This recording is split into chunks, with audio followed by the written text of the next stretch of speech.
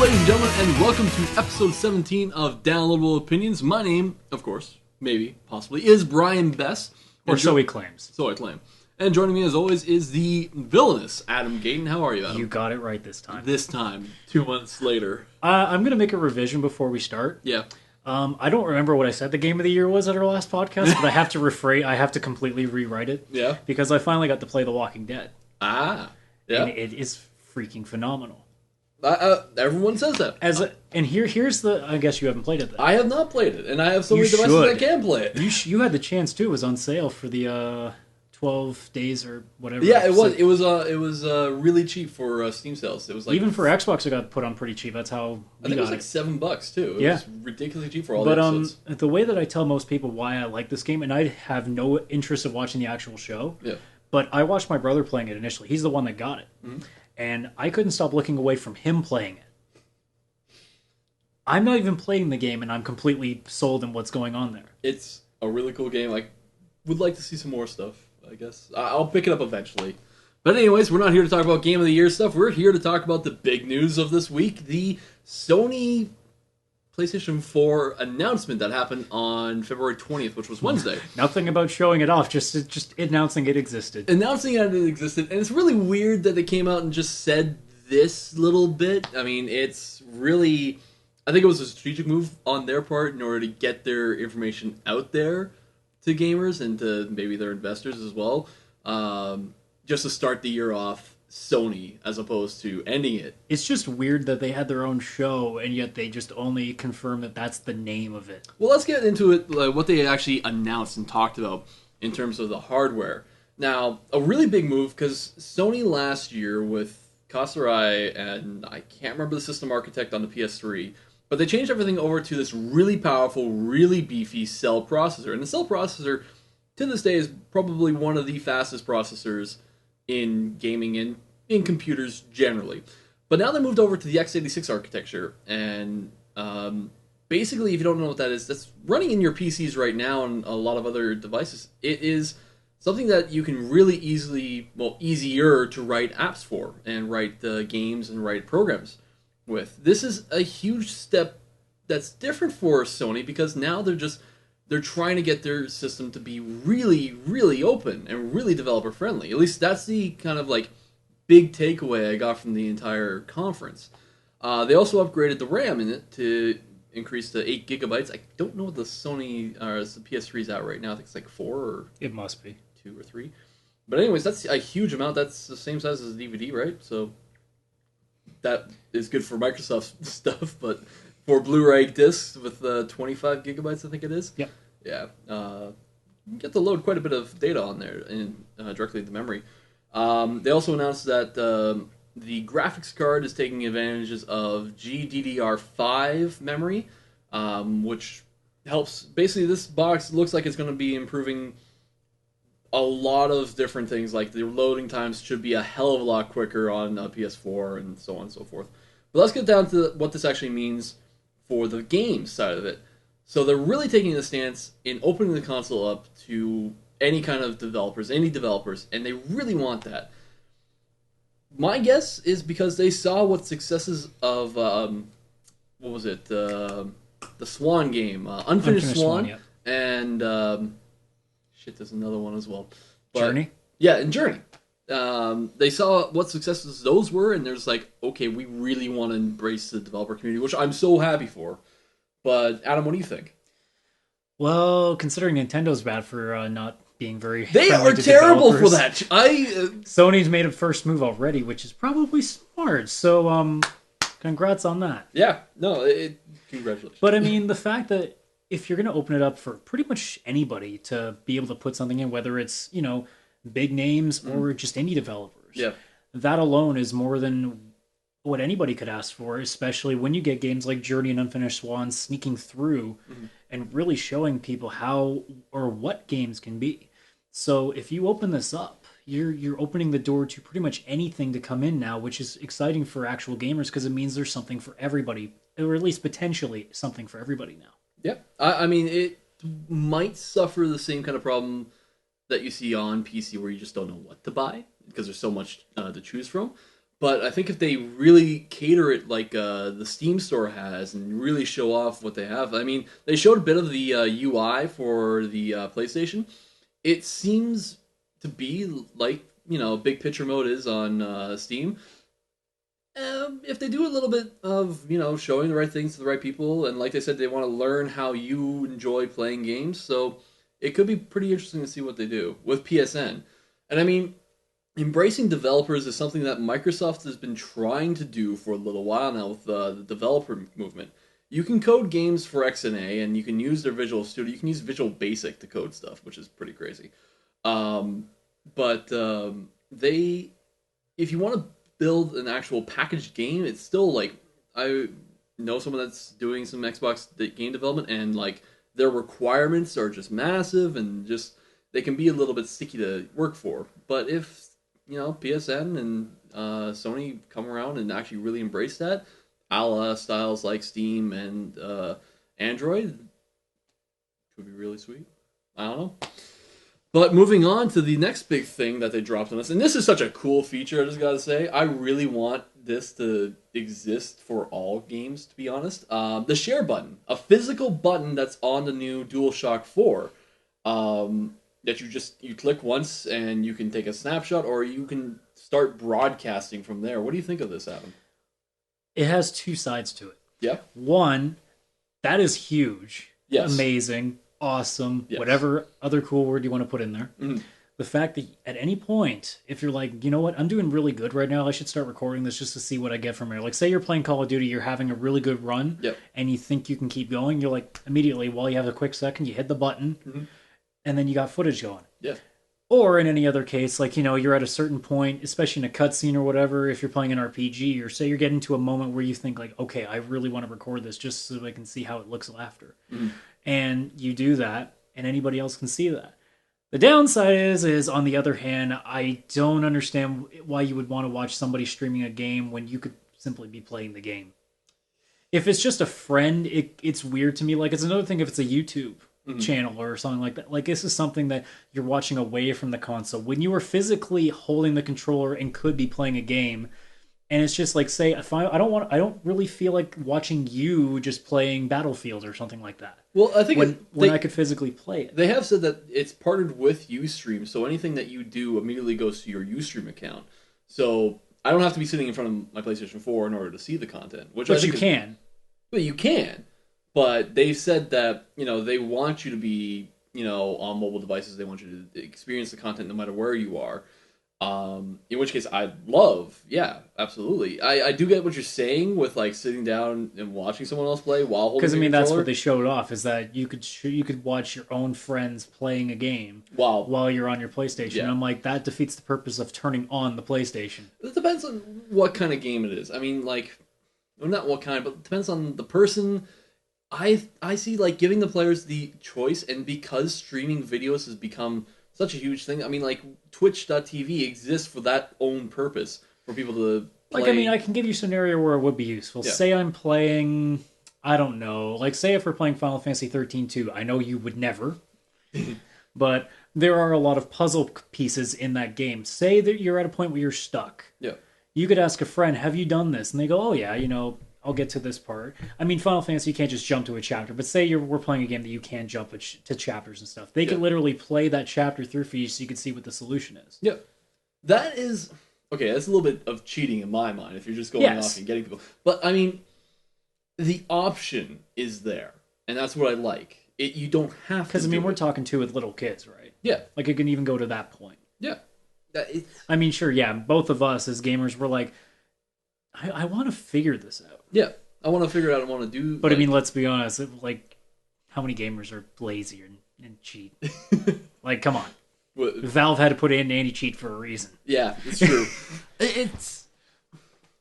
I think the other stuff they showed was basically you can be like the director kind of thing of like stuff. Like, how cool would it be if you had like Dead Space and like you could choose where necromorphs come out. If you're watching your friend's game, like you get points to send out different types of monsters, or enable different kinds of effects, or turn off and on different kinds of audio. That would be really, really cool. And I think you could actually have abused. Oh, so abused. So abused. But it would be like if they did it right, they could have it so like you can only send out so many at a time. You can only do so many things at, so many intervals. I think that kind of stuff would be really, really cool. I'll remember that. I'll be waiting for the right moment. Just say, I'm going to just throw this live grenade in front of your feet, see how you deal with that. There's got to be some way to balance it. Okay, sorry. Behind your feet. You have a chance to run it. Well, then, let's actually speak about the streaming community, because this button is, or like this kind of feature has been wanted by a lot of gamers since, the streaming ever became big. Since you were able to actually stream your games, people have wanted to see them. What does this mean for communities like Twitch.tv, which, currently they're not in on this deal. Ustream is. I don't know if they have any partnerships with them, but what does it mean for these smaller streaming companies? Well, there's two things I can kind of think of. Mm. I know it obviously hasn't been said anything, but I'm pretty sure at this point, if they haven't already, I'm pretty sure either Microsoft or Twitch are on the phone with each other. Yeah. Because seeing Sony and Ustream, I'm pretty sure Microsoft is sitting there, if they haven't already, and I'm almost positive that they are going to do the same thing. Mm-hmm. Or at least that they've thought of the same thing. Because with Black Ops 2 coming out and having its own codcast features, and considering Microsoft gets advanced stuff from Activision for Call of Duty, there's no reason that I can't think Microsoft has looked at this and said, that's a good idea now that I think about it. Yeah. We should look into that. So I have a feeling that if they haven't already, Microsoft is in contact with Twitch, or at least somebody else. I don't know. I'm not a big stream guy, so I don't know all the other, if there's any other big channels, but I'm sure if there's anybody, Twitch would be it. Yeah. The other thing with Twitch is I don't think it will affect it as much as some people might think, considering that Twitch is pretty much primarily used by the big names, the big streamers. Mm-hmm. And I can't see Twitch going under just because a couple of random people now are getting to stream on their own console. Well, if the big names are still on Twitch, people are still going to tune into Twitch for certain things. And again, I don't really know all the the business model of these streaming sites. I'm assuming it's mostly advertising. Because we don't know if people, if they stream on Sony, are going to make any money off that. Maybe. We don't know. It would be with Ustream, that's for sure. Oh, that's true, yeah. Yeah. But the thing is, you have these mega big whatevers. You get the same thing on YouTube, but if you ask Google, would they rather, alienate millions of their users that use monetization of their things, or get rid of the biggest people on YouTube? They get rid of the biggest people before getting rid of the millions of smaller guys. It's death by a thousand cuts, but that's how they can make their money.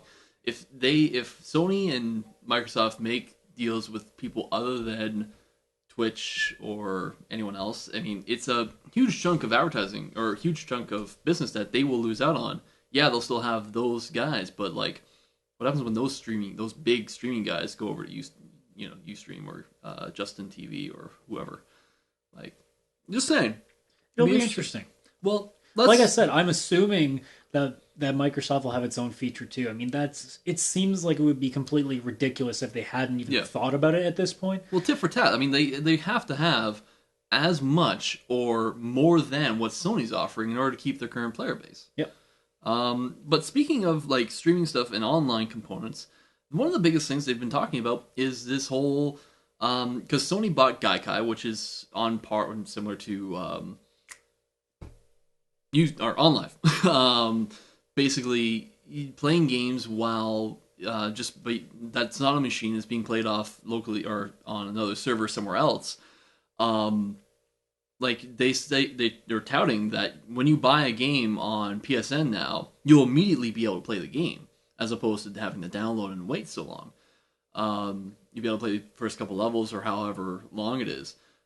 Because the idea, they're going to start with a packet, and then you'll start playing while the rest of it's going. Now, this gets into a little bit more with the different kind of mobile solutions that they were talking about. But let's talk about this one little gaming aspect of it. Now you're able to play your games immediately as soon as it starts. As soon as you say to purchase it. Is this the thing that GameStop was fearing? Is this the EB Games killer? Is this the kind of thing where it's just oh, shit. Like, those guys are all just thinking, like, I am going to lose a job now. My entire business model is ruined. Because you just basically, like, sat down and took away, like, everyone coming into your store and basically made it more convenient for them to buy it. So what do you think on this? Online. Buy it online. They're in trouble. Yeah. Although we already knew that they were in a lot of trouble, that a single announcement, they're screwed. I think so too. They're very screwed. Sony has come out and said they will support used games, but they haven't said they're going to support backwards compatibility with PS3. And note that we talked about x86 earlier. You cannot play your games on an x86 processor. You have to have some kind of emulation on it, or something to represent the cell-based chip processor. Why can't we have backwards compatibility anymore? To be honest, I don't think it's a bad thing. Some people said, well, nobody uses it. I'm like, what if a guy like me who never owned a PS3 bought a PS4? Yeah. I really want to play Ni no Kuni right now. Yeah. I can't. I don't want to pay another $150 or how much a refurbished PS3 is just for that. Well, they have said... Will they say that they'll put it on download? Maybe. Yeah, no, they said they want to make the entire back catalog available. And if they do that, that's cool. Yeah. But I just don't like the idea where they're basically shoving backwards compatibility out the window. I don't like that idea of saying, all those discs that you own now, they're obsolete. The thing is, they cannot do it on an x86 processor. Yes, and I realize that. Yeah. And so... But it's almost infuriating to people that they have this big selection. And I guarantee if they get a PS4, their immediate thought was going to be, well, I don't need my PS3 anymore. I might as well sell it off, get $50 for it towards my PS4. Yeah. So what do they do with all these games they have now? Well, it depends on when GameStop's still going to be around to trade in your PS3. That's the other thing. That's going to be interesting. If those companies go out of business, you're just going to throw them in the garbage. The funniest thing was they said during this conference, like, they said nothing about discs. They didn't even say that they're going to upgrade Blu-ray or whatnot. But they said, instead of, what was the quote?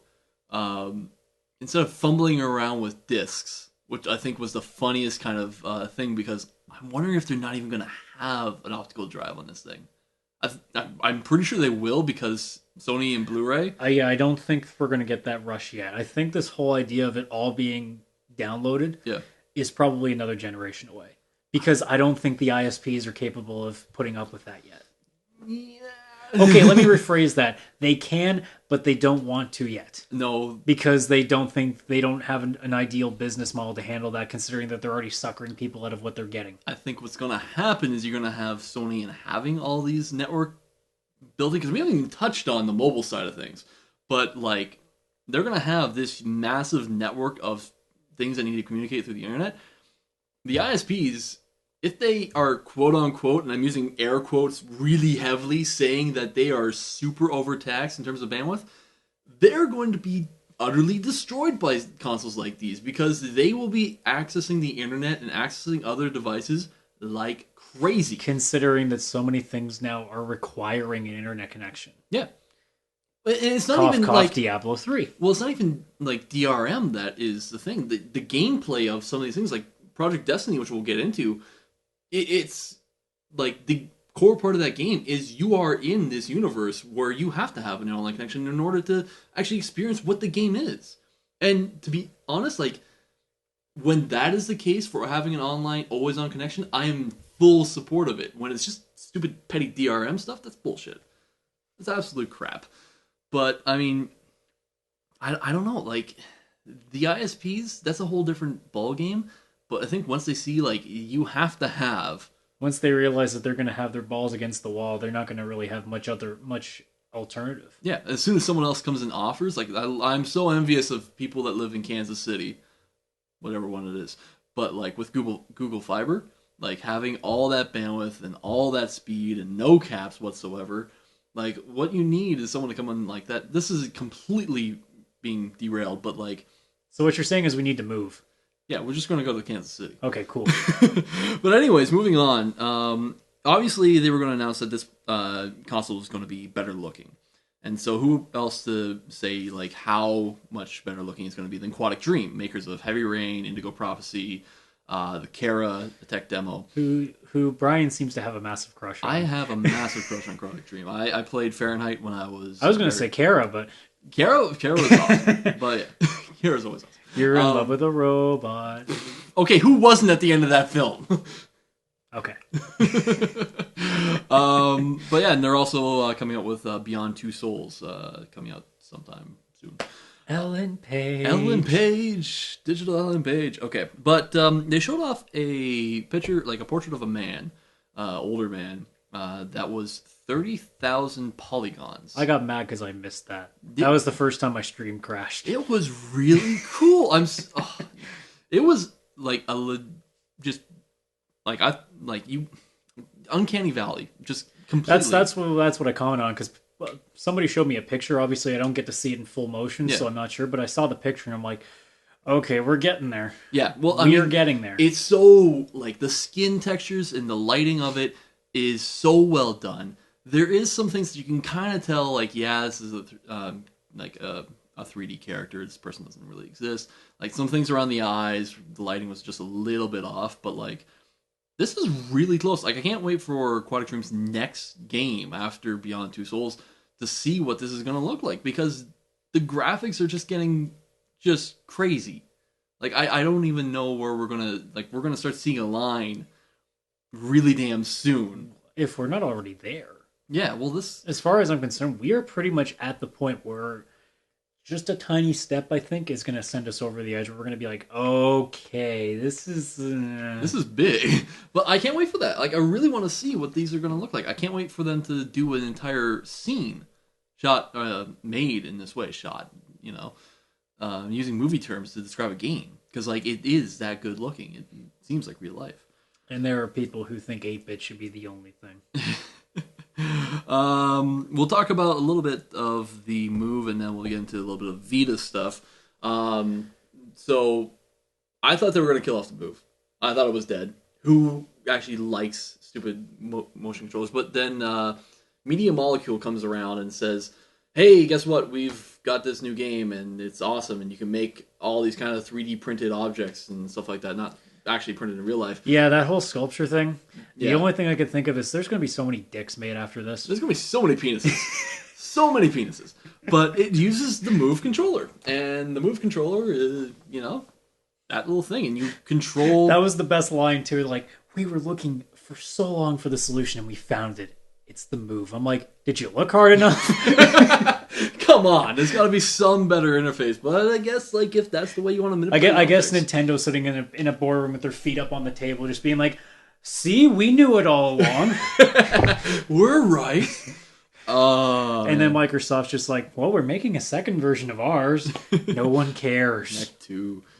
Oh man. But yeah, no, they came out with it, and it's just like it looked interesting. We were just talking about we kind of had like a Nintendo music. Yeah, moment. The whole music rock bandy sort of thing they did. Yeah, it reminded me way too much of Wii Music, and I remember Wii Music. Yeah, I went to a great lengths to try to get it because I was excited for that because I'm a musician at heart. I went to 3 different stores till finally one of them told me, "Oh yeah, it's actually been delayed for a week." So I waited a week impatiently, got it, and within an hour and a half, I'm like, "Yeah, this is stupid."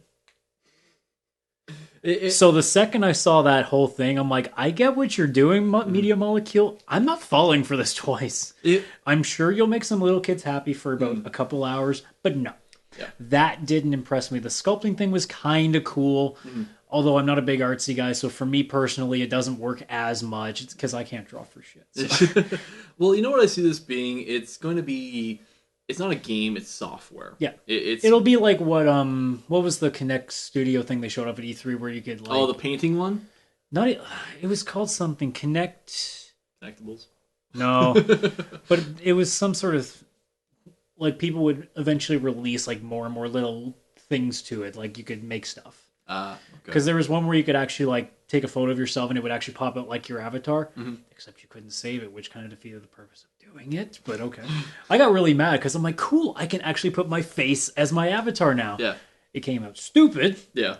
Because, apparently you need like studio quality lighting. Because, everybody has that in their house. but you couldn't save it. I'm like, why? Yeah. I think it was Connect Web Studio or something. I don't know what they called it. I mean, it's a cool software, and like media molecules thing will be. Don't say that 5 times fast. Will definitely be like the poor man's 3D AutoCAD type deal.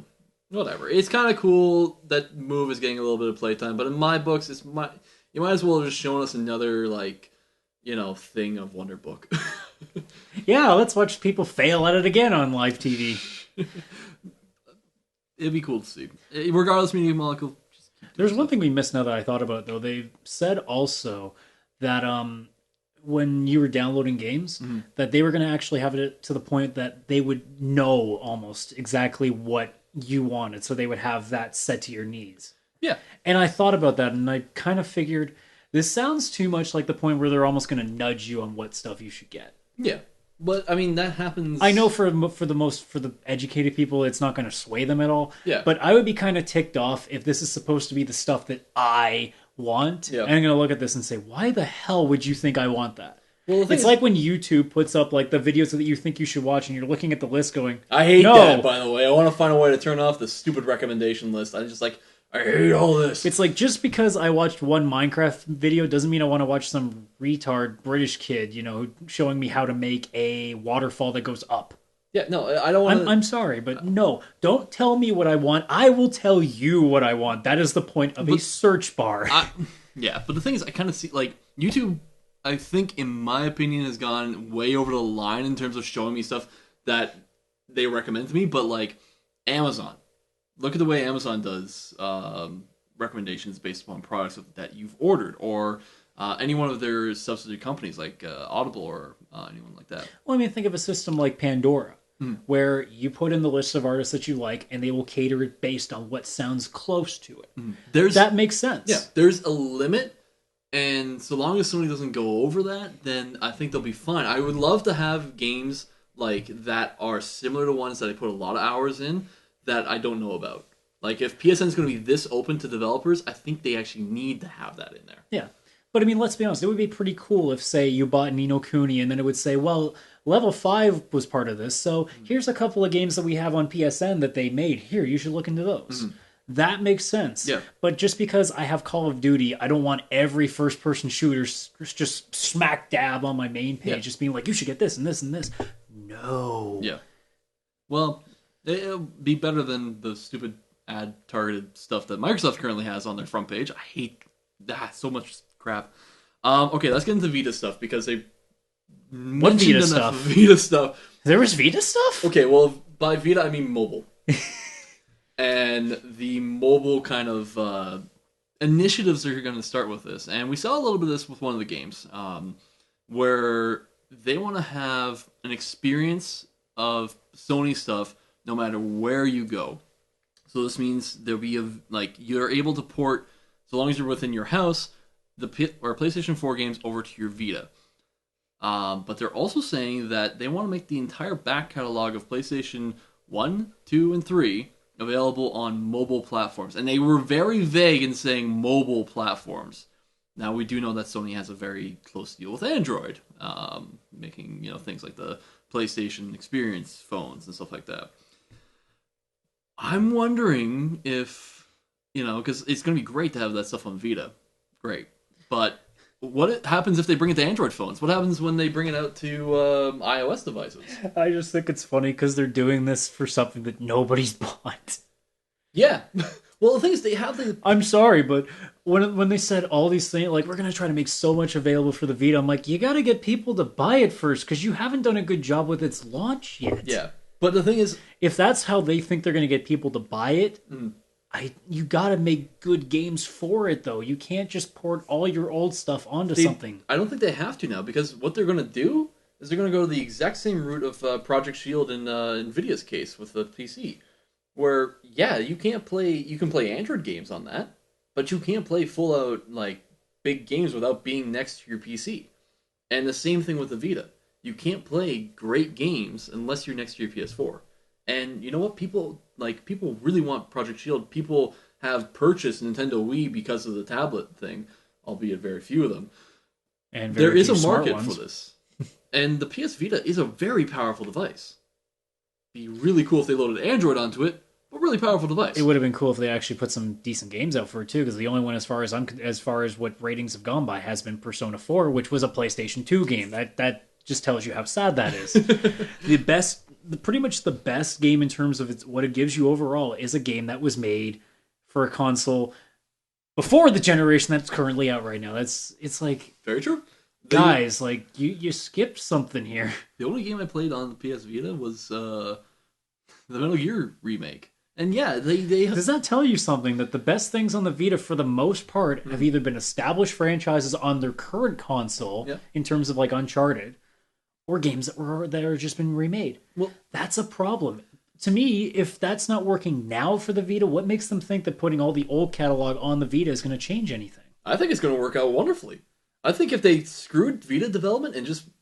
Maybe if they put Chrono Cross on it, I might think about it. If they screwed Vita development and just opened up the platform for the old, like the back catalog stuff. But I don't want to feel like the Vita is just meant to be this thing that's like almost a back from the dead kind of thing. I do.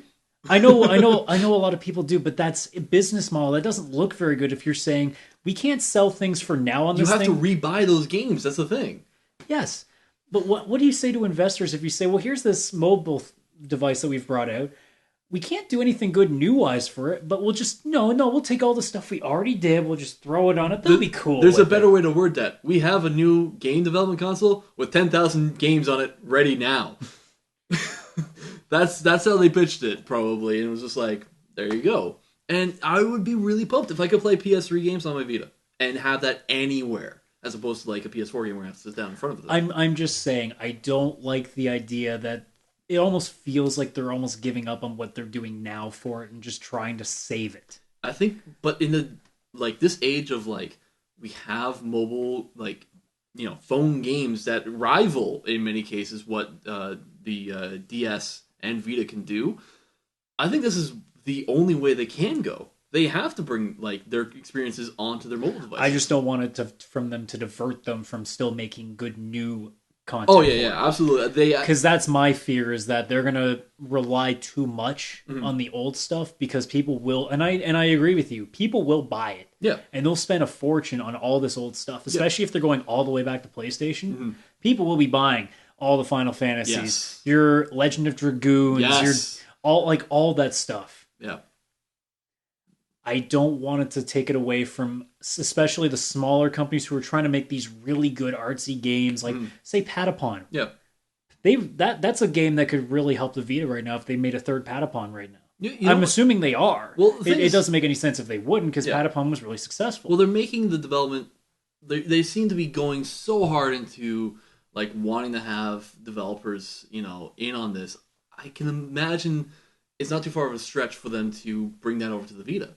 Like, they might have to do a few software updates, whatever, but, like, I don't think we're going to see development necessarily die. I think we will see new life into the Vita if the entire back catalog of Sony history is now if people are buying the Vita, then it'll get people energized and want to make stuff for it. Like I said, my only fear is that people are going to be wanting to play the old stuff a lot more and not pay too much attention to the newer stuff when there's this gigantic catalog available to them already.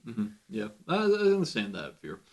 But either way, the mobile side of things, there's going to be new companion apps for people to use on their tablets and smartphones, which seem to be no different than what we have currently with like the Mass Effect companion application or Battlelog for the Battlefield. EA properties, actually, but, whatever. Who I was surprised didn't show up. Did not show up. But anyways... That's it for really the hardware stuff. Speaking of games, let's talk about the actual games. The real meat of, should be the real meat of everything. So in total, there was about 10 or so games. Yeah, we almost hit. We either hit double digits or almost. Almost, yeah. But they started off things. It took them 45 minutes, which pissed me off. It was a really long conference too. It was 2 hours. Yeah, I like getting that kind of really big dose of gaming news. But it was just kind of irritating that we're sitting there thinking, okay, guys, just at least show one game and then go on to your techie stuff again. Like, we just want to, be happy for a second. I know this is not meant for us. It's meant for the investors. But come on, gimme. Well, let's talk about the actual games. So the first one that came out was actually designed by directed by the whatever his name is, Mark Cerny. He's actually helping build, or he's director on building the PlayStation 4. He also started at Atari, which is badass. It's pretty sweet. He made Marble Madness. I love that game. I didn't know that. The second they said Marble Madness, I'm like, yes. So, Knack is a game that's basically this little thing that seems to be Katamari Damacy, where it picks up like other bits and adds to itself. It reminded me of like iPad. That's what the graphics kind of reminded me of, like they were going with it. The thing is, the graphics never really changed, even when it was like down onto the Vita, when they showed off gameplay that way. It looks like a really nice animated film that you have control over, which I was very surprised about and I'm actually really happy about too. Either way, it's a kid's game. I don't think anyone's going to really pick it up, but it seems interesting enough that I might take a double take. It seems like a game that they just showed off just to show what's possible with it.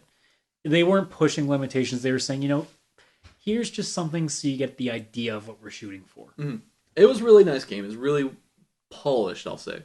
I'd like to see more of it. But anyways, let's move on to what I think is the most ironic game to be shown at this event. Killzone Shadowfall, that's which I was happy about because I was one of the very few people that got the name right. Everybody had it as one word. Yeah. And at the end of the trailer, it was two. I'm like, suck it. I know I switched because I assume, okay, they must all know because they're all from the industry and they know this shit. And then when they showed up the title, I'm like, got it right. Yes. But Shadowfall is it's a Killzone game, which I find funny because if you remember back to the PlayStation 3 announcement trailer at E3 years and years ago, they showed off the Killzone 2 trailer, and they said, yeah, this is all real gameplay. It's all pre-rendered. They came out later. So take it with a grain of salt with this one, but it looks like a really colorful game. We all thought, too, at the beginning of that trailer that it was, oh, okay, they're just showing what the graphics look like. But then the gameplay started. We were like, oh. Yeah. That's surprising. Yeah, it's really colorful. It's got lots of really cool buildings and a lot of different assets. But yeah, the game starts right there, and there's no load times. I don't know what to say about it, other than it just looks like a generic first-person shooter. Me personally, I'm not a big Killzone guy. I've never been a real fan of it, so... I don't know anyone that really is a big Killzone guy. It's like when they put on... I don't know what because I'm not, like I said, I don't know the series that well, but I mean, that they put one of their characters in PlayStation All-Stars. Oh yeah, like some general Hellgas. I'm like, that tells you when they ran out, because people are like, I'm pretty sure most people looked at them, like even Killzone fans are kind of like, oh yeah, that guy. Yeah. But it's just, it's a weird, I don't know, it looks like a visually impressive game. If I do get a PS4, I'm probably not going to buy it just because I think it's going to be a very predictable game. Yeah, pretty well. That's all I really got to say about Killzone. I mean, it looked really cool. Buildings blowing up, people getting shot, and all that jazz. I guess that looks really cool to some people. But yeah, that's all I really got to say about that. You got anything I can say?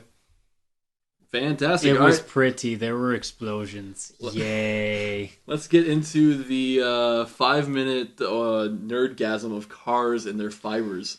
Drive Club.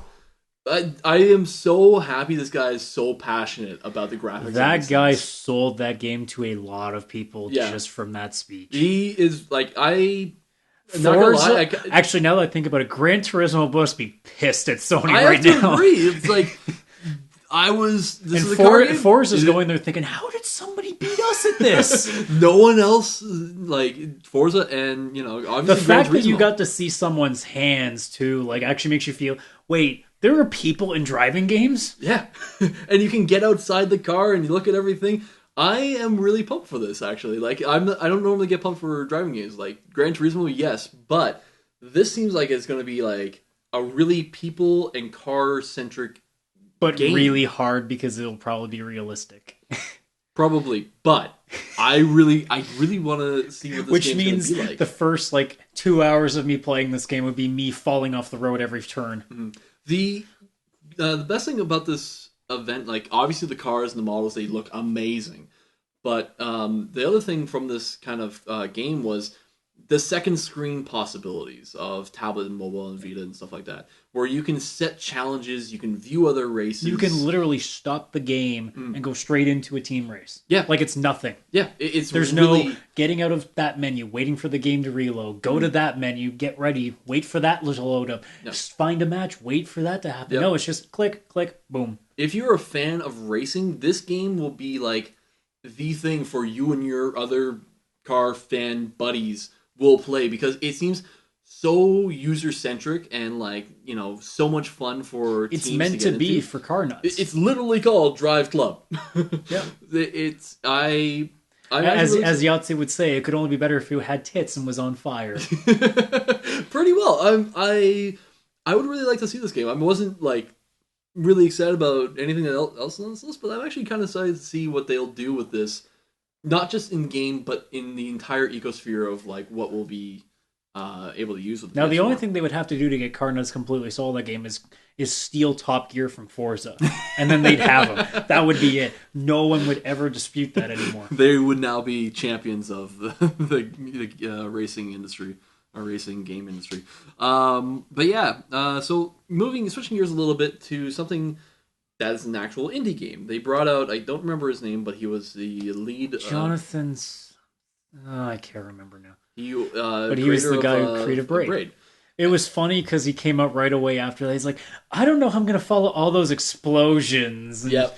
I'm like, that's badass. And he did deliver on something that was very puzzle-oriented, and like you were saying a little bit before, very Myst-esque. A lot of people were saying, this looks so much like Myst, it's scary. Yeah, and you know what? I think the market could really benefit from like having a game style like this. It seems really peaceful, and that I would play this game if I was really stressed out and just it's wanted like to what relax. Minecraft is to us now. Yeah. A little bit. I imagine I'll get really infuriated with like some of the stupid like puzzles and whatnot that I can't get. That's why Minecraft is better. Exactly.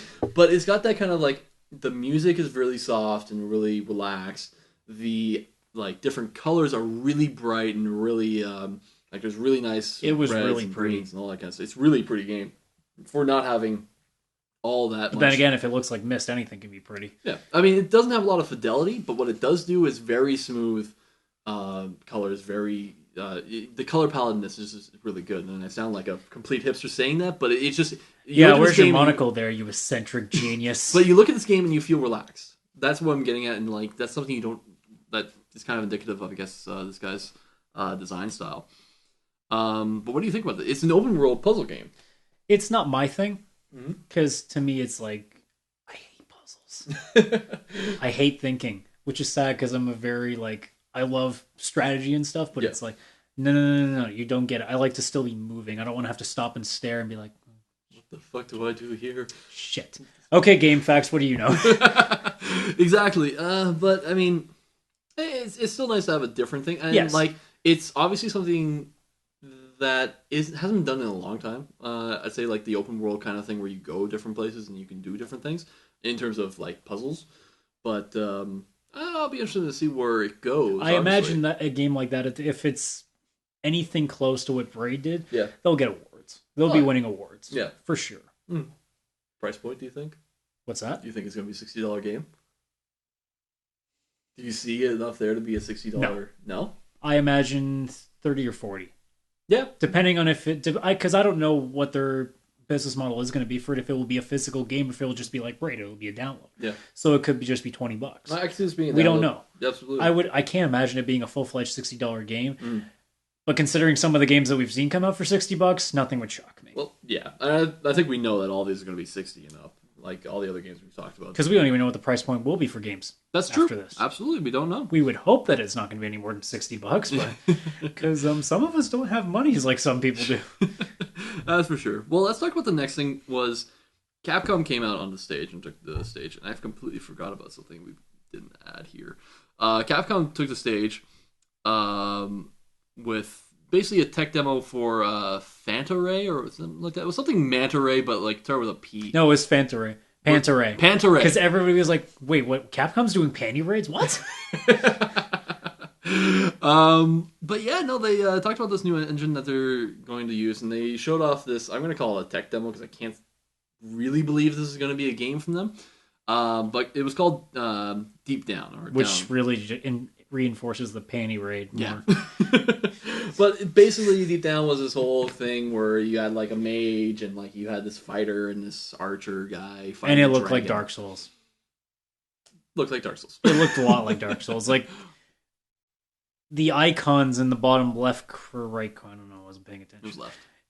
But it looks so much like the exact same HUD that Dark Souls used. It's like it did look very good, but I don't really. I imagine it would be easier than Dark Souls too.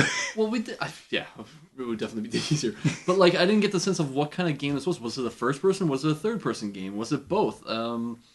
I didn't get any sense of any UI. And why was Blanca there? And why was Blanca there at the end? Like, yeah, there was this. I'm like, of all the people you could put in there, why was it Blanca? Like, couldn't you have just brought out like Guile or something? There were a helicopter in the background. Or like Abel? I'm like, guys, like, why is like the monster dude? Like, why is he the one? Maybe there's some kind of like Street Fighter reference I'm not understanding there, but well, they said we're not going to talk about Street Fighter. Yeah. Shut up, Capcom. Shut up, Capcom. But yeah, no, just some interesting things with that. They were talking about the Resident Evil series a bit. I said that too on Twitter. I'm like, they got some real balls after what Resident Evil 6 got for ratings to actually show it off like it was important. Yeah, this is an amazing game. 5 and 6. I'm like, guys, like nobody likes those No one two was games. a fan of like Resident Evil players are just like, you might as well have don't like that. You might as well have just put Operation Raccoon City on instead. Yeah, I know. Oh my god. I'm as a Resident Evil fan, I was really pissed off with that. If anybody remembers watching me be terrible at the demo as well when I posted that on YouTube. I remember all my hope at E3 last year where it was just like, Resident Evil 6 is going to be so amazing, I'm going to have so much fun with it. And then, like, play it, and it's like, this game is utter shit. I didn't even beat it. It's like, oh, whatever. I'm fine.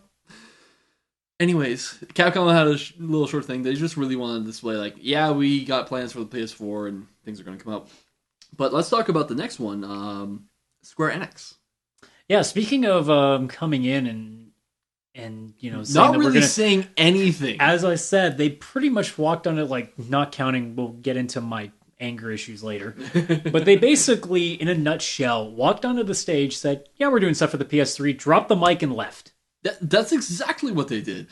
They said, "Oh, get ready for more Final Fantasy information at E3." Oh my god! After they showed a trailer which you said came out last year at E3. It was E3. It's called I don't think it was shot for shot. Like I don't know. I never rewatched the E3 trailer to be sure, but it was the exact same idea of what was going on. Mm-hmm. And I looked at this and went, "You've had 6 months, Square.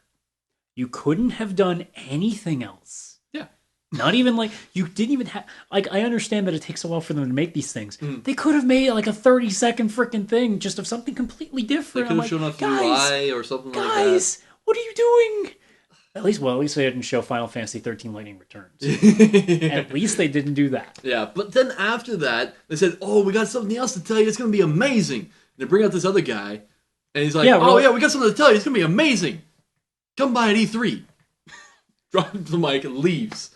We got another Final Fantasy game. That was it. Okay, this is where I have to get serious. Yeah.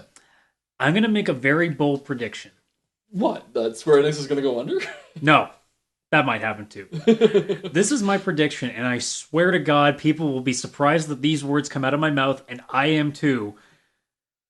I think that what they're advertising, because it's so stupid that they basically just had a new guy walk on stage and say, "Get ready for E3 because we're going to have a big announcement for Final Fantasy." Yeah.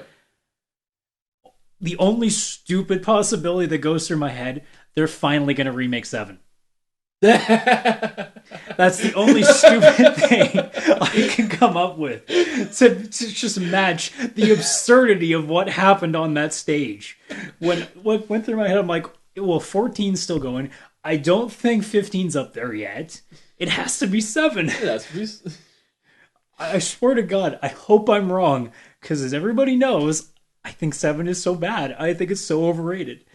But the sad thing is I think that the only way that something as ludicrous as having a new guy come on stage just to say, we got something at E3 that's going to be Final Fantasy themed that you're going to be really excited about. It's the only stupid thing that they could possibly do. I'm hoping it's going to be the next Final Fantasy in the series. I think that's what it will be. Yeah. But deep down, I'm like, this is way too weird. I have to go that far. Is Final Fantasy 14 still on the go? Yes. It is? A Realm Reborn, I don't know when it's coming out, but I think it's very close. And it's an online game, eh? They've still kept it like that, which I don't understand why. They should have taken the hint. They're still making stuff for 11. That's the weird part. 11, like, none of the... Maybe 11 I wasn't did better. aware people still played it. Maybe 11 did better in Japan. Maybe. Than it did here, but, like... Just nothing. Absolutely. I'm surprised the servers are even still running for it. I can't believe they're doing another online game. And I really hope... Especially after it failed and they're remaking it. Like, take the hint, guys. Yeah. You can't compete in this market. No, no one can compete Although you can't compete in your own freaking market anymore. So. We'll see what happens. Everybody thought it was going to be a new Chrono, to be honest, when Square was having that extra announcement. But that's what everybody was like, are they remaking Trigger, maybe? I don't know, but I'm like, that would be too good. Yeah, Square's not that smart at this point. Considering what they've popped out lately, they're not that smart. Square's not going to... That's why I think it's going to be something stupid as 7. Yeah. They're going to give in. Well, no, they're going to do it... Maybe they need... I think they're going to do this because they need cash. Or they need money to do something else. That's the other thing, That's always been my standby thing, that they will never make a Final Fantasy VII remake until they need cash, because they know that will sell. Their explanation was that until they make something better than 7. Well, the way that they're starting now, considering that nothing has been decent since 10, and some people will argue me on that too. Some people say it hasn't been good since 8, because nobody likes the genius of 9, and that's a whole other subject. But they haven't made anything good since at least 11.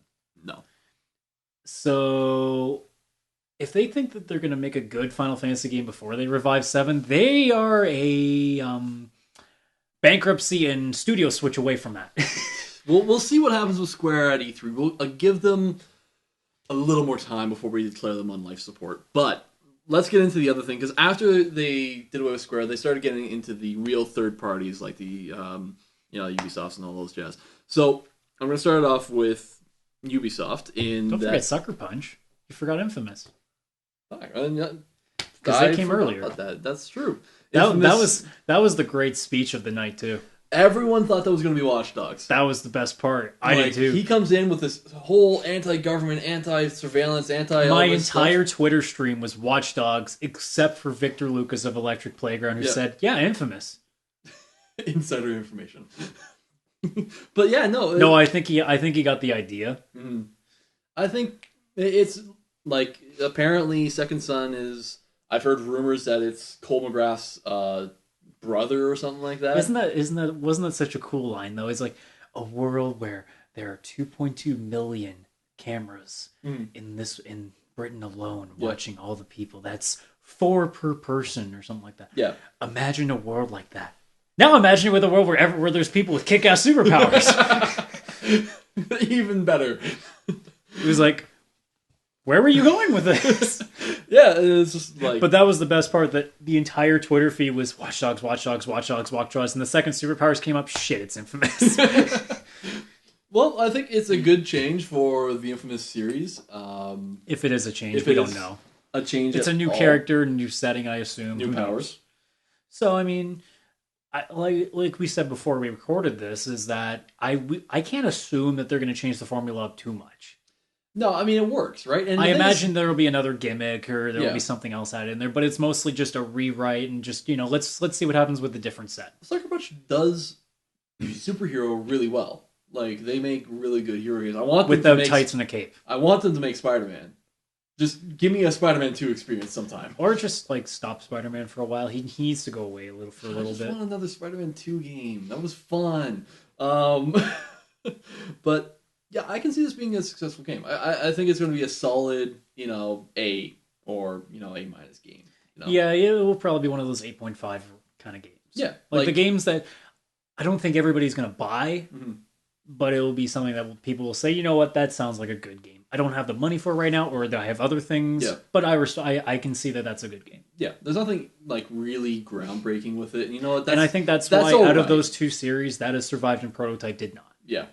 Because people can look at Infamous and say, well, that's at least a good concept. I didn't understand Prototype's concepts. Yeah, it was a little bit too out there. I really like the whole kind of Cole McGrath as Pikachu. Or Jason Statham as Pikachu. Pretty much it. Let's move on to the actual third parties. And we'll start off with... Now, speaking of Watch Dogs. Now we'll talk about Watch Dogs. In that I am so amazingly pumped for this game. I don't think we're going to talk about Watch Dogs. We're going to, jack off to Watch Dogs. It's the game that it's the only one that we've actually seen any kind of gameplay, any kind of UI, any kind of anything really that, is playing on screen. I still remember your reaction when I told you about it before I even showed it to you, and then you watched it and you literally almost lost, your jaw was on the floor. It's an amazing game, and the stuff they just showed at this event, even better. I am so happy that this game is being made. I feel bad for all the people in that world because I'm going to be stealing a lot of bank account numbers.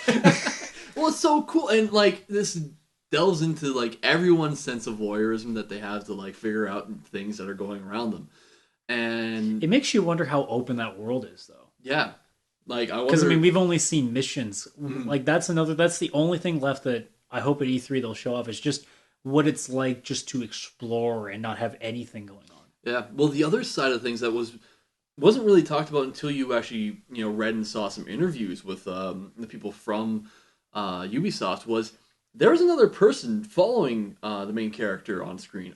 This was a multiplayer kind of experience that they were having through the cameras, physically walking near them, and just all these other crazy things. This could be a really cool take on a multiplayer game for this this thing. Can you imagine that Assassin's Creed is now, where you're trying to figure out who's tracking you? Yeah. That would be really cool. I can't and you have an entire city to play with. Best part of that whole trailer or gameplay demo. Mm-hmm. Remember how in the first demo that when he popped up the menu screen, you saw control train as one of the options? Yeah, and then he got to control the train. I mean, yeah, you're just breaking it, but still, come on, it's still pretty freaking. The fact that you can just be like, boop. Mm-hmm. I'm not late for shit today. Well, the other things that we saw in that thing, you had to actually look at the interface that was around it. That this game does have There's a lot going on in that interface. That's really overwhelming when I think about it. There's a lot of things. It's not a lot of stuff there, but when you look at it, there is a moral choice system in this game that we saw with different points. With the takedown of the one guy that was on there, there's obviously a ranking for doing things right and wrong. I love it that weapons aren't considered to be guns. Well, I mean, considering what did he do most of it? He tackled the guy to the ground, and then when the cops came after him, he pulled up the guards so that the car crashed. He didn't shoot anybody. The thing is, everything he shot people in the first trailer. Now we saw the other side where he doesn't. Yeah, everything is he's using things as a tool, and that's what I really like. Is now you can make things with this stuff. You can make things happen, and that's where I think Ubisoft's really going with this, and I'm so pumped for it. How insane is that? All the possibilities that could be in front of us, and we may never know some of them. Yeah. We may never notice them because that's just not our train of thought. I know.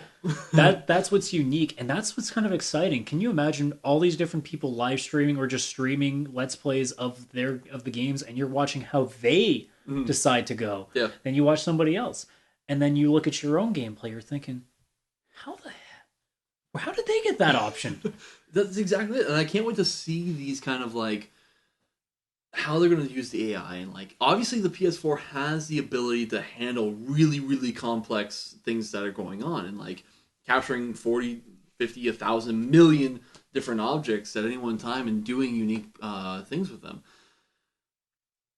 Like you said, Watch Dogs, we're both really excited for it. I'm really hoping it's if that turns out to be a flop, I think the entire gaming world will just okay, we give up. Just we're trading in our Xboxes, our PS4s, whatever. We're done. We're done. We're going back to playing card games. If you can't make this good, nothing can be good anymore. It's going I'm really hoping it's going to be a good game. It's got to be. From everything we've seen, it's got to be a good game.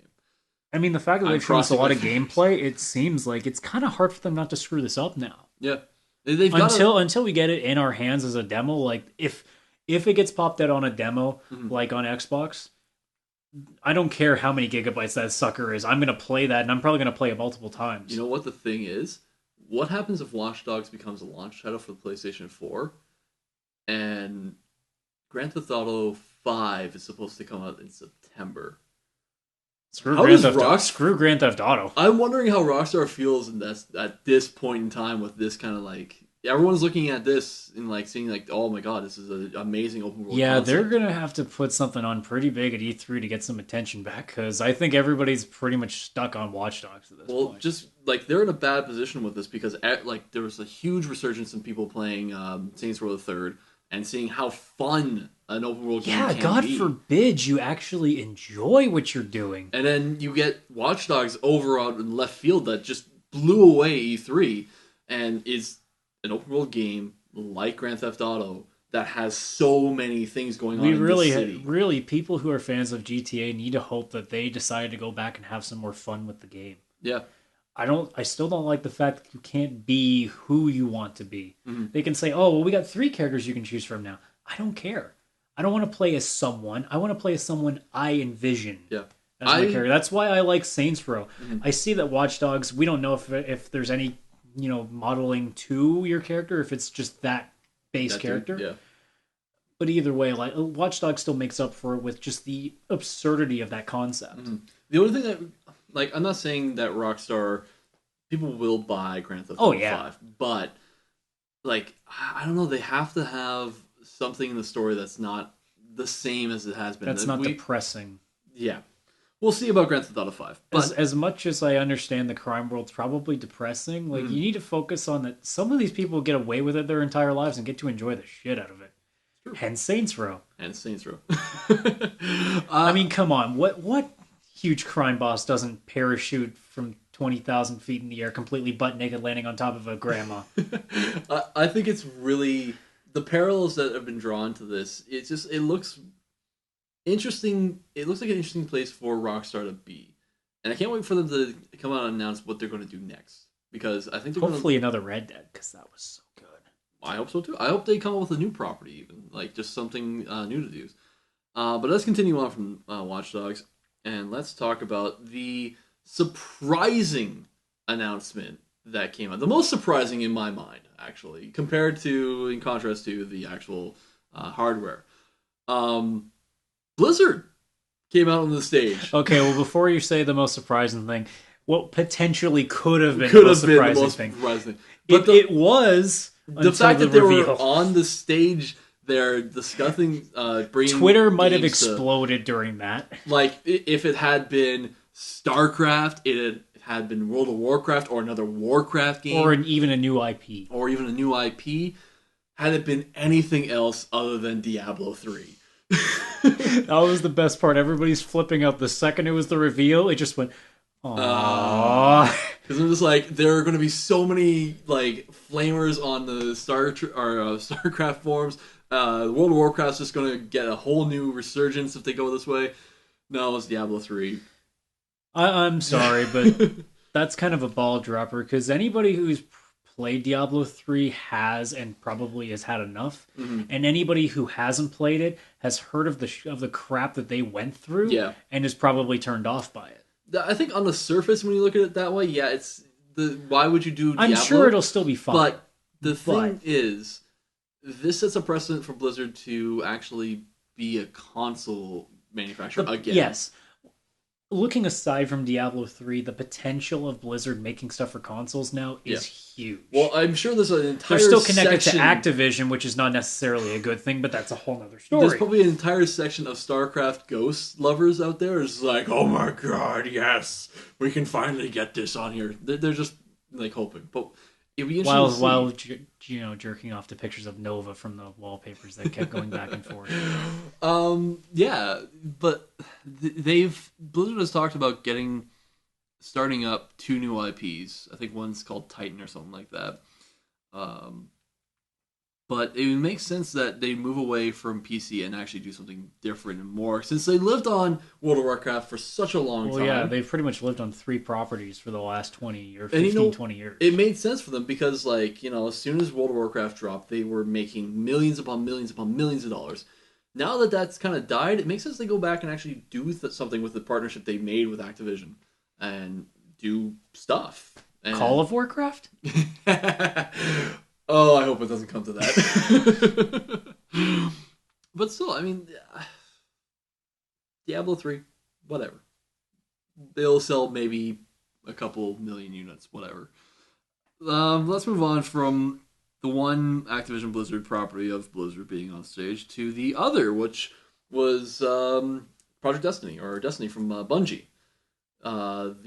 Which was awkward. It was awkward. Well, the thing is, a lot of other game journalists were saying that they were completely surprised. Well, not completely surprised, but really weirded out by seeing Master Chief at a Sony. Yeah, event. No, not even that. Like just seeing Bungie and Sony together. Yeah. It still hasn't sunk in. Well, they did do games with Sony before. Like our Oni was one. Yes, but that's such a long time ago that because we know them for Halo, it just feels weird. It's like it's like when Final Fantasy 13 got put on Xbox. I felt weird thinking that JRPGs were actually being on an Xbox console. I know. It's completely bizarre. Same thing with Metal Gear Solid. Like, this is not a Sony console.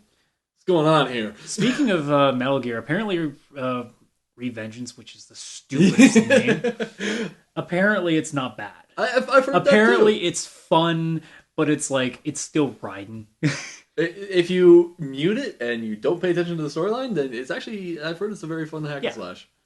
But speaking of Project Destiny, is it Project Destiny or is it Destiny? It's Destiny. I think it's just Destiny now. It's Destiny. I call it Project Destiny, but I don't know why. So Destiny. Destiny, in brackets, kind of Halo. Kind of, well, yeah. It still reminds you a lot of Halo. And that's not even just because we know Bungie made them. Like, it definitely does remind you of it a little bit. I don't like the idea that they kept going with sci-fi. I'm like, you guys should probably like go away from that for one game just to make people think that you are different now. Well, they do make different, like, they have made. Yes. Just entirely but the sci-fi first thing games. You make after Halo is still almost like Halo. Is a shooting. Is a sci-fi shooter. It's like, guys, like, that's no. Well, the thing is, it's a very ambitious project for Bungie to take on. They have stayed away from the word massively multiplayer online game and have been really saying this persistent world. This is going to be a persistent world. And that gets back to a little bit when we're talking about with games actually using always online content to flesh out online stuff. Or flesh out gameplay. I'd be interested to see what this is going to be like. They've stated that, there's going to be, you're getting out of the city for the first time or, going out and visiting other worlds and stuff like that. They have the capacity to make this game more than just a shooter and use the elements of like 3D or, flying stuff, spaceships and stuff like that, which we saw a little bit of in Reach and Halo 4. I'm intrigued by Destiny. I don't know what else to really say about it at this point.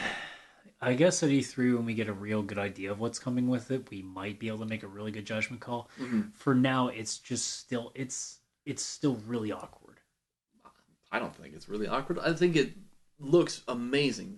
The stuff that they've done with it, at least the art that we've seen to go with it. I'm not denying that. It's not, but like, as an Xbox lover, fanboy, whatever you want to call me, I don't feel bad seeing Master Chief, like, at least the statues of him. He's not, like, Halo obviously won't come to Sony, ever. It's going to stay a Microsoft thing, but, like... Sorry, Sony. Sorry, PlayStation users. You're not allowed that awesomeness. But it's, like... I'm really excited that Bungie's actually moving out and being able to do something else other than, Halo. Because that's all they made for the past 10 years. One game. That would be kind of depressing, wouldn't it? Yeah, it is. It'd be like if we just kept doing this for... Oh. Yeah, so that's Destiny, and that's really everything that we saw there at the entire event. So let's get into like the final verdict on like what we thought of this. Obviously, this was not the absolute reveal of PlayStation 4. This was a, hey, we got a PlayStation 4. This was going to be in it. We're not showing what the box looks like, but we're showing what's in the box. Here's some of the cool games that are being developed for it. in my mind, this was a very strategic move for them to actually be at the forefront of the gamer's mind, being like, oh, Sony's got all this streaming stuff. They've got the share button. They've got these Watch Dogs. It's going to be coming on that console, even though it's coming out on all the consoles. Basically, in a sense, they're saying, Microsoft, your turn. Yeah, well, they want try and beat that. They want to have that conversation in people's minds where it's just like, okay, Sony had all this. Now Microsoft's just answering Sony. And so Microsoft may only have like 2 or 3 unique different things now in terms of their company. The best part that Microsoft could do would be to right off the bat saying, okay, here's the stuff we got. It'll be the exact same as Sony's, but they'll be like, here's what we got. Mm-hmm. Here's what else we're doing, though, on top of that. Yeah. I don't think you're going to... A lot of the stuff that I saw Sony put out, mm-hmm. I feel that Xbox will have too. Like I said, the streaming thing, I have to imagine that they have that idea too. Yeah. Considering it's Microsoft we're talking about. They have to have... They will have something. And that's the most important thing. The remote play doesn't mean shit to them because... I mean, they have their Windows 8 phones, but... No, the thing is, they don't have their mobile device like the Vita, so that to them isn't as important. But the streaming thing, which I think is the big piece that Sony put into the puzzle, I think that's something that Microsoft can say, well, yeah, we got that. Yeah. But here's what else we got. Well, what they do with Smart Glass might be interesting. Because that was the big thing from last E3's conference, was just like, Smart Glass, you can use your Xbox on any device you have. iOS, Android, etc., etc., etc. If they really play up that value in terms of second screen technology, that would be really cool. However, I will say, as an Xbox gamer, if PSN manages to stay free, no contracts, whatever, like, say what you will about the Plus subscription, but whatever, like, that stuff, if I don't have to pay for Xbox Live, I will go over to PlayStation. Because I think it's going to be the exact same content as I'll see on, well, both consoles. They'll have pretty much all the same games. And I gotta say, I really like the exclusives that Sony has got, as opposed to Microsoft's exclusives. For whatever's worth of it, because there's not many exclusives anymore. Exactly. What do you think? You're right. It is a very strategic move that they got it right away. Yeah. But the fact that it sounds like they're not going to give everything else out, like the look of it, the price of it, the official date of it, until E3, is very bothersome to me. Why? How long did Nintendo put their stuff out into the forefront before it came out? Quite some time. Mm-hmm. I don't like the idea that you're only going, let's say the console's coming out in October. Mm-hmm. I can't imagine it being any earlier than mid-November or any later than mid-November. I can't see December because that would be retarded. No, it would be like October, November. So E3 is usually what, July? May. It's really only May? Yep. Okay. But I mean, the fact that only half a year to really hype that up, I feel like this should have been the moment for them. And especially because it's on their own turf and it's their thing. The fact that if you're going to reveal something on somebody else's ground, I feel like then what was the point of having your own? Well, I get both ends. Like they wanted to get out there first. They wanted to say, here's what we're starting. Let's get our name out there first, and let's have people thinking about us first. But I don't like the idea that we don't even know, like, we only know what's in it. We don't know what it looks like. We got the controller that was leaked a week ago beforehand, so that was pointless too. It was just like, okay, give us something else. But I think it's really bothersome that at this point we're not prepared for anything yet still. And the fact that we just sat through 2 hours of anticipating at least enough information for us to make a conscious decision now if we're going to buy it is not good enough to me. I really... No. I'm interested to see what Microsoft does, because I feel like the smartest thing they could do would be to put it out now and say, here's what you got. I don't think so. I think this is the smartest move they could, like, anyone could play right now. And if Microsoft had done this, or Sony had done this, regardless, price shouldn't have been announced. Because what's going to happen at E3, I know, like, we know that Sony cannot beat Microsoft in terms of manufacturing costs. We saw that with the PS3. We saw that with the Vita. Their manufacturing process just isn't up to the same kind of connections that Microsoft has. So, what's going to happen at E3 is Microsoft's going to show off their game console, and they're going to show everything. They're going to announce price, and they're going to announce release date all at the same time. Sony has gone out the gate first to show us video games that are, still in development right now, but they show graphic potential and they show gameplay potential in them as well. That's now. At E3, those games are going to have so much more polish and so much more different gameplays and everything just really thought out that they're going to say, yes, our console is more expensive now, but look at the quality of games that you're going to get. Look at how sweet they are, look at how many things, and you're going to have all your friends to play with, and it's going to be streaming and all that extra stuff. How much do I wonder that NAC might get swept under the rug for E3? I don't feel it has any potential. In my mind, it's a tech demo. And that's why I get the feeling like it's just going to go completely out of obscurity and they're not even going to mention it at E3. Yeah, you know what? That's not a bad thing, because we've seen that stuff like with Project... what was it?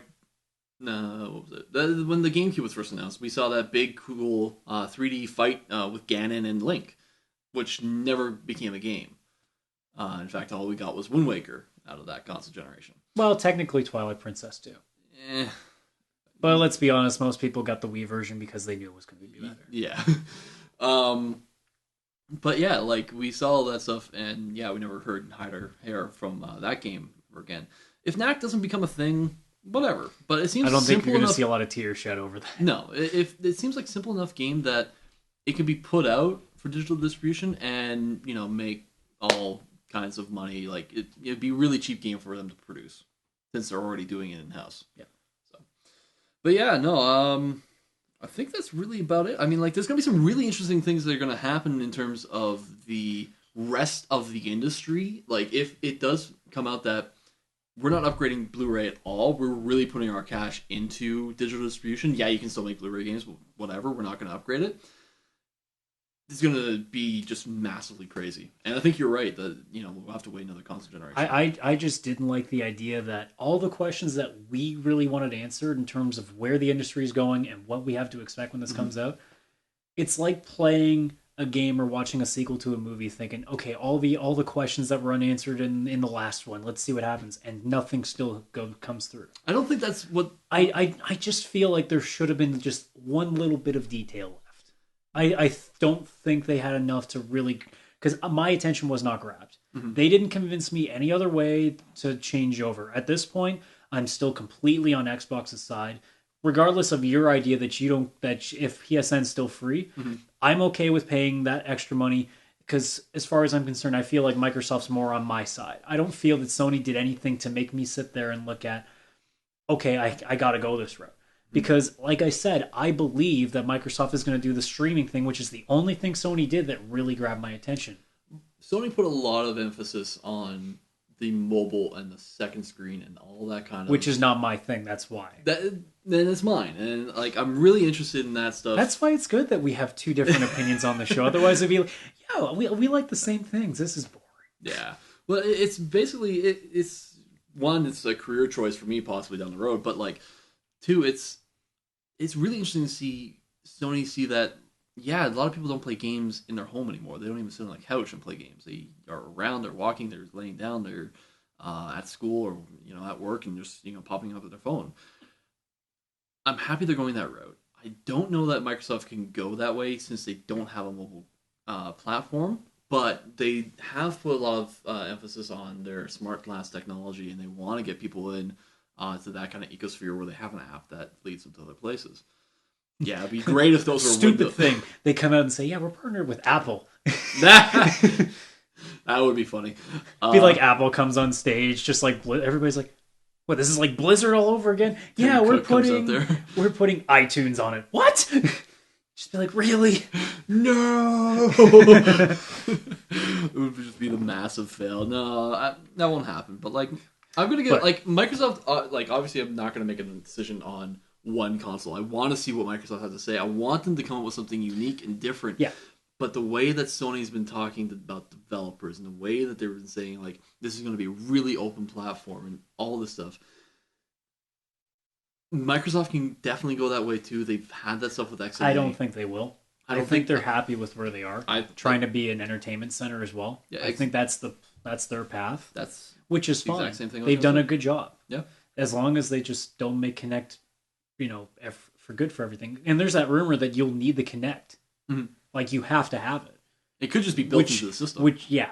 But, like, that worries me if, like, the Kinect is required. It makes you wonder, okay, please don't tell me I gotta do freaking hand motions for no reason. Yeah. But if they, like, incorporate that into the actual device, and, like, it's just, like, a little thing that you use with the Wii for, like, the biggest side of the Kinect that no one really ever talks about is it has some pretty crazy voice recognition stuff. And just nobody understands its use. No one really exploits it, even. But like, well, I mean, it's like how Mass Effect 3 had it. I'm like, why would I want to talk? Yeah, why would I want to talk to this? I mean, especially like, why would I want to talk to Vega? Like, come on. But like, as a utility, it actually would make a lot of sense to use, just to start up things and maybe to do. I mean, like I said, as an entertainment thing, as something for the casual person, I'm sure it works because the video Kinect thing, I'm sure somebody uses that religiously because it's useful to them. Yeah. But we don't care. We're gamers. It's like with the Media Molecule thing at the conference. Like, we honestly don't care. Yeah. I mean, it looks cool. It's like, okay, that's kind of neat, but like, I don't care. No. I want games. I want good games. I want to know that the games that are coming out are going to send this industry up further to the point where we're not going to be used as scapegoats anymore. That's never going to happen. No, it will happen as soon as something else comes out. Yeah, that's true. Because remember, people thought music was never going to get out of that hole. It still isn't that hole. But we came along and we've taken away most of it from them. Anyways, we've talked a lot about Microsoft and we've talked a lot about Sony, but like, where's Nintendo in all this mix? Like, people talk about Nintendo? Yeah, I know. I think some sales numbers were released for the Wii U, and they were pretty dismal. Like, they're just bad. What a surprise. It's like we didn't think the tablet was gonna work. It's a really cool idea, but they can't base their business model anymore on gimmicks. Like, yeah, tablets are great and fun and awesome. Like I've said, I'm sure that at first glance they were geniuses. Mm-hmm. But when people realized halfway through that generation that it was not going to work, that they did not care about the game aspect of it, what made people think that what made them think that they could keep doing that on a new generation? They said that they're going to be, there's going to be better games, it's going to be better for third parties. There's no sign of that yet. No. It really bugs me because everybody was all excited because Zombie U is coming out and all these other games are coming out, and it's not really making any impact. No, it's not. It's Nintendo is in trouble. You know what? I can't believe I'm saying this now, but Nintendo's really in trouble now. They are in trouble. The only thing that they're doing well is handhelds, and even then, Apple can crush that pretty quickly. I'm pretty sure if at will, Valve, if they wanted to, could crush that. I think what's going to happen with Nintendo is that we might see a really, really quick backpedal at E3. Like, say the Wii U was awesome, but we're going to find some way to change the Wii U, and that it'll be more towards these consoles. This generation is going to answer a question that I think is a pretty good question to be asking now. Mm-hmm. Should Nintendo still be in the console game? Or should they just make games? They've got so many great IPs. Because you know what? They are still the best at franchising. Yeah. Zelda, Metroid, Mario, Pokemon, like all those games, and I'm still missing a bunch of them. Yeah. But the fact that they have more really high-selling franchises than EA, Activision, or any other company, it's like Sega. Yeah. Sega just couldn't survive in the console race, but they have enough games that they can keep themselves alive forever. Mm-hmm. People are mad at them because Sega Japan is out of their freaking minds, banning YouTube accounts for Shining Force footage that was like 10, 15 years old. That's a whole nother story. But I mean, it's getting to the point now that you have to ask that question, that you have to wonder if Nintendo can keep up with the console game anymore, because just because the graphics are at par with the current generation, that's not good enough. And considering that this gimmick is not working out, like, what else can they do? It's not like they can't change the software now, so what can they do? I would hate for this to be, like, the Wii U to be Nintendo's swan song. Like, it's, like... Because, I mean, to be fair, Sega's Dreamcast was a good console. The Dreamcast was ahead of its time. They just couldn't get the sales to work. But it's looking like the Wii U is behind the times in terms of what it does. I mean, the physical hardware may be really, really good. The thing is, can it compare to what Sony and Microsoft are offering? It cannot. I don't think so. Absolutely. And considering that even people would rather spend thousands of dollars on a good PC than pay $300 for a crappy Nintendo console, it tells you a big story. Well, it might not even be a question of cost. Like, I think they've made bank on what the Wii U did for, or sorry, the Wii did for them. I think if they expanded what they have into going into maybe the publishing route and doing something else, they could actually... Can you imagine that Zelda on another console? It would have to... I don't even know. I don't really... I can't... That would be even more uncomfortable than Bungie being on Sony now. Yeah, it would be that weird. Would be really weird, considering that's like 25 years of amazing content on Nintendo property consoles, and all of a sudden it's not there anymore. Well, I think Nintendo just has to grab someone like new, get some new blood. They need to partner up with somebody and fast. Well, they need to do something, because like it's you look at. But the question is, like, who can really help them right now? Valve won't do it. Valve's smart enough; they won't do it. They're gonna. Okay, no. There's a good chance they could if Nintendo walks up to Gabe Newell and says, "We're gonna give you Mario," yeah, he's gonna jump all over that. But at this point, Valve could kill all three companies just like that if they wanted to, as far as I'm concerned, or at least give them a very damn good run for their money. They would give a really. I think they could kill at least one of them off, and Nintendo would be the easy one. Yeah. Sony's also been having a lot of financial instability too, so they could really cripple them depending on how the PS4 handles. Microsoft's that one that I think they can handle a couple more generations of obscurity, but it won't happen. No. I think Microsoft will, my bet, unless somebody else really pops in, Microsoft could probably be the one that can handle it until the point that game consoles are obsolete. Yeah, Microsoft is in the place right now where they're comfortable. They've got a great selling console. Unless they really fuck something up at E3, they're going to have another great console. But they didn't fuck up Halo, so that tells you a good story that they're going to be... If they can't screw up the fan... If they can't piss the fans off... Yeah. Because everybody was like, oh my god. Yeah. Somebody else is making Halo. This is... Oh, man. But they didn't screw that up. And in fact, people think it's even better now. I really love it. So that tells you a story. Yeah.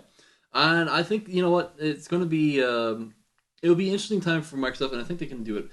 The people that have the most to gain would be Sony. Like, if their console comes out and it is fantastic...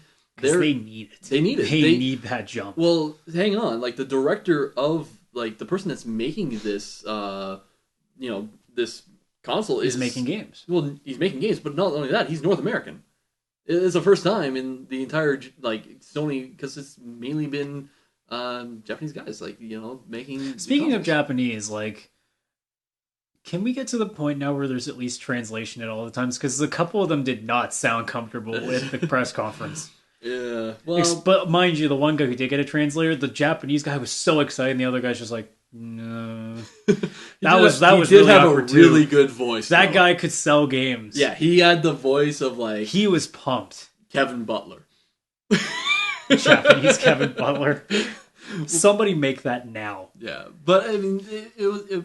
If it has no reaction, I'm pretty sure somebody has. It was an interesting conference. It will be a very interesting year with a lot of new tech that's coming out for like 2013, and then moving into 2014 with the new games. But the thing is, like, you look at the shots online now, is like the games that have been out in this current generation, and you're just surprised at all of them. Like, you look at Mass Effect back in 2007, and now Mass Effect 3, the big stark differences in graphics, the stark differences in gameplay and sound and everything. I can't wait to see what the whole thing's going to happen with, like, the realized potential of these new consoles. It will be very interesting, and I'm really excited to see what Microsoft has. I'm assuming they'll end up doing their own thing before E3. Mm-hmm. I even though there's only a few months away, I can see them.